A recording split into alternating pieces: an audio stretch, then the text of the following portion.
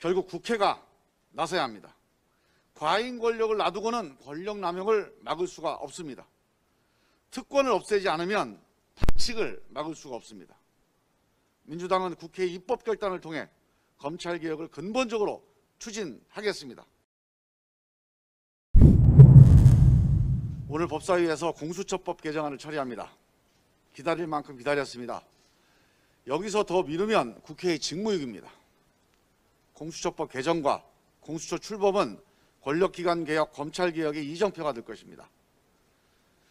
공수처 출범은 검찰개혁, 권력개혁의 끝이 아니라 시작입니다. 근본적인 검찰개혁을 위한 국회의 결단이 이어져야 합니다.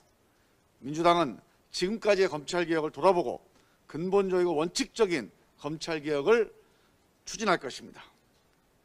정권이 통제하지 않으면 검찰 스스로 절제하고 개혁할 거라는 기대가 있었습니다. 정권이 이용하지 않으면 정치검찰은 없어질 거라는 기대가 있었습니다.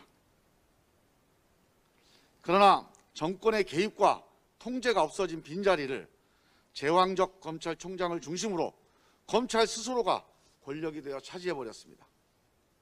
검찰총장이 대선 후보가 되어 일부의 국민에게는 환호를 받고 일부의 국민에게는 적대의 대상이 되는 건 정상이 아닙니다. 이런 식의 당파적 검찰에게는 정치적 중립성, 공정성을 기대하기가 어렵습니다. 검찰의 권력은 넘치고 편향과 불공정은 계속되고 있지만 검찰 스스로의 절제와 개혁은 기대하기 어려운 상황입니다. 대통령과 장관의 지휘 감독권도 안 먹히고 있습니다. 법적으로 견제 권한을 가진 법원도 검찰에 대한 사법 통제를 제대로 하지 못하고 있습니다. 결국 국회가 나서야 합니다. 과잉 권력을 놔두고는 권력 남용을 막을 수가 없습니다.